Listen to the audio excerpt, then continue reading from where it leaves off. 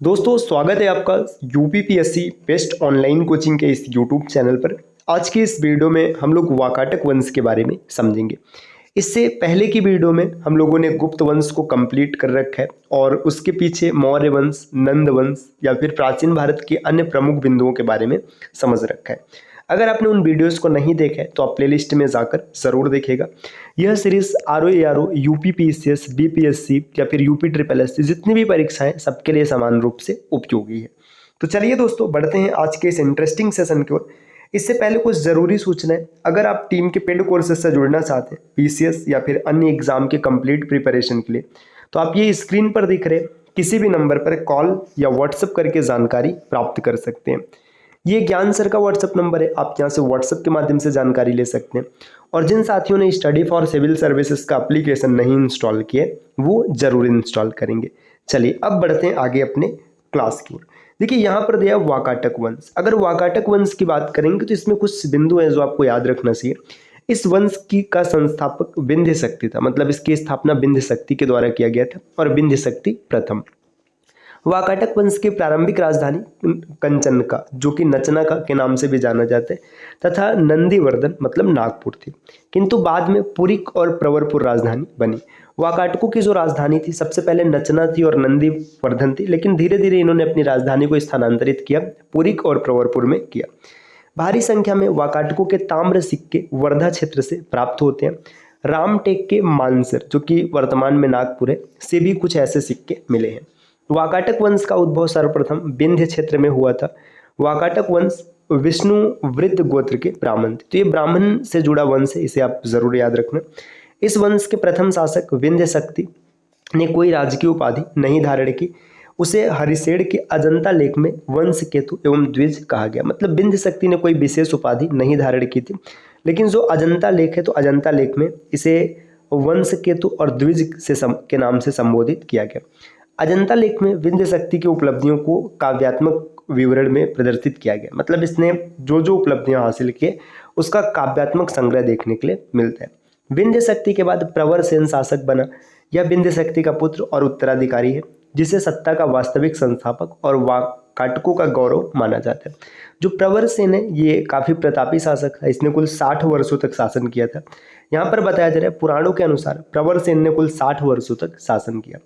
विंध्य शक्ति के वासिम ताम्रपत्र से पता चलता है कि प्रवर सेन की उपाधि धर्म महाराज की थी। इसने धर्म महाराज की उपाधि धारण किया था। प्रवर सेन को पुराणों में प्रवीर कहा गया है। उसने अपने पुत्र गौतमी पुत्र का विवाह नागा शासक भाव नागा की पुत्री से किया था। आपने पीछे गुप्त वंश के समय में भी नागा शासकों के बारे में सुना था, कुबेर नागा, कुछ याद आया है ना। कुबेर नागा की पुत्र थी दुर्गावती। ये आप माफ कीजिएगा, दुर्गावती मैं बोल रहा हूँ, प्रभावती। कुबेर नागा की पुत्र थी प्रभावती। ये काफी इंपॉर्टेंट है, प्रभावती के बारे में कई बार पूछा गया। सामान्यतः उनके पिता का नाम पूछा जाता है, तो पिता का नाम क्या है कमेंट करके बताइएगा। आगे बढ़ते हैं। यहाँ पर दिया प्रवर सेन एकमात्र वाकाटक शासक था जिसने सम्राट की उपाधि भी धारण की थी।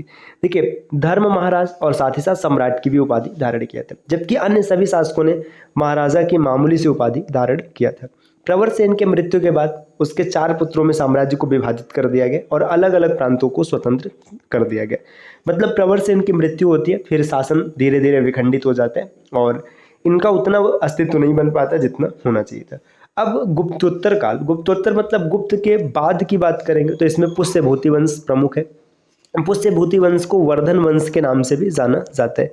हर्षवर्धन जो कि काफी प्रतापी शासक हुए थे, इसी वंश से संबंधित थे। यहाँ पर कुछ बिंदु दिए। पुष्यभूति के राज्यों के बारे में 2 प्रमुख ऐतिहासिक तथ्यों की जानकारी है। पहला हर्षचरित, जो सम्राट हर्ष का जीवन वृत्तांत है, जिसे उनके दरबारी कवि बाणभट्ट ने लिखा था।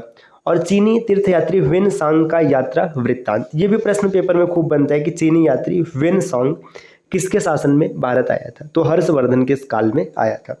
अब आगे यहाँ पर दिया है, देखिए प्रभाकर वर्धन।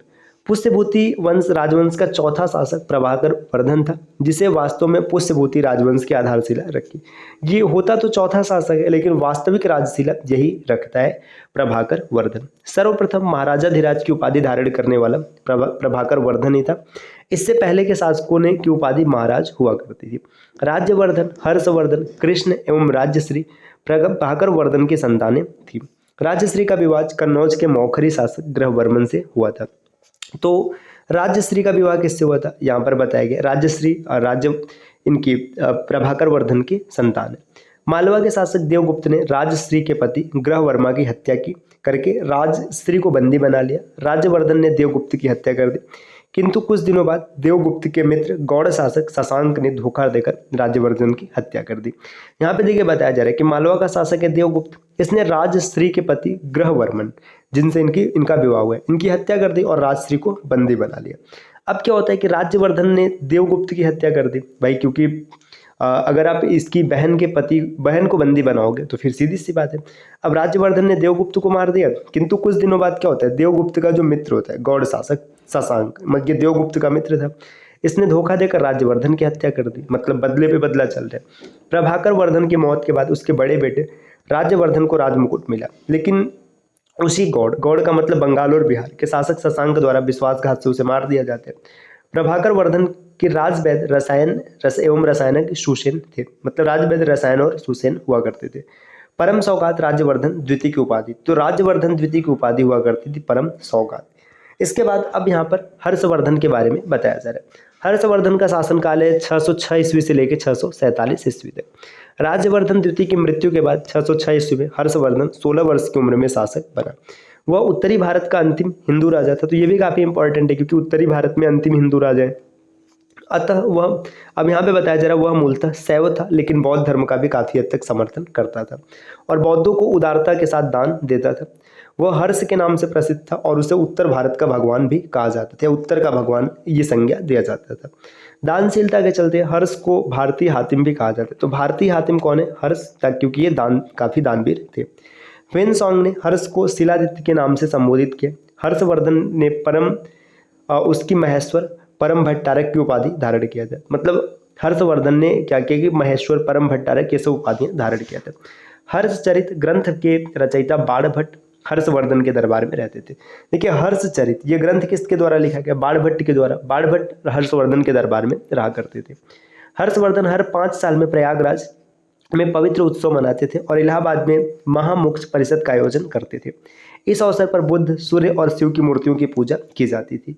हर्ष ने 3 नाटक प्रियदर्शिका, रत्नावली और नागानंद लिखे। उन्होंने नालंदा में एक बहुत विशाल मठ बनवाया था। बाणभट्ट जो कि हर्षचरित और पार्वती परिणय के लेखक हैं, मयूर शतक के लेखक हैं, प्रसिद्ध व्याकरणविद भर्तृहरि और मतंग दिवाकर उनके दरबार के कुशल लेखक हुआ करते थे। सिरपुर में ईंटों से बना लक्ष्मण मंदिर हर्षवर्धन के शासनकाल में निर्मित हुआ है। मतलब लक्ष्मण मंदिर इन्हीं के शासन में निर्मित किया गया। शुरुआत में हर्षवर्धन शिव का अनुयायी था और आगे चलकर वो महायान बौद्ध धर्म में शामिल हो गया। मतलब शुरू में एक शैव थे, लेकिन आगे चलकर बौद्ध धर्म में शामिल हो गए। आगे यहाँ पर दिया हर्षवर्धन का साम्राज्य। तो देखिए इनका साम्राज्य कैसा था और इनका विस्तार कैसे हुआ, इन सब के बारे में हम लोग आगे पढ़ेंगे। तो दोस्तों ये छोटी सी क्लास रही। क्लास आपको कैसी लगी कमेंट करके ज़रूर बताइएगा। और अगर आप टीम के पेड कोर्सेज को ज्वाइन करना चाहते हैं पीसीएस के कंप्लीट प्रिपरेशन के लिए, तो ये स्क्रीन पर दिख रहे किसी भी नंबर पर आप कॉल या व्हाट्सएप करके जानकारी प्राप्त कर सकते हैं। ये ज्ञान सर का व्हाट्सएप नंबर है, आप यहाँ से व्हाट्सएप के माध्यम से जानकारी ले सकते हैं। और जिन साथियों ने अभी तक स्टडी फॉर सिविल सर्विसेज का एप्लीकेशन नहीं इंस्टॉल किया, आप प्ले स्टोर से जरूर इंस्टॉल कीजिएगा, क्योंकि अगर आप एप्लीकेशन के माध्यम से किसी भी कोर्स को परचेस करते हैं और वहाँ पर कूपन कोड अप्लाई करते हैं ज्ञान सर, जैसे आप ये कोड अप्लाई करेंगे आपको हर एक कोर्स पर 20% का डिस्काउंट मिलेगा। ये ऑफर है लिमिटेड टाइम के लिए, तो जल्द से जल्द आप ऑफर का लाभ लीजिए। और आप किसी भी एग्जाम की तैयारी कर रहे हैं, आपको कंप्लीट प्रिपरेशन कराई जाएगी, तो आप जानकारी प्राप्त करने के लिए कॉल या व्हाट्सएप कर सकते हैं। मिलते हैं साथियों आपसे नेक्स्ट वीडियो में, तब तक के लिए नमस्कार।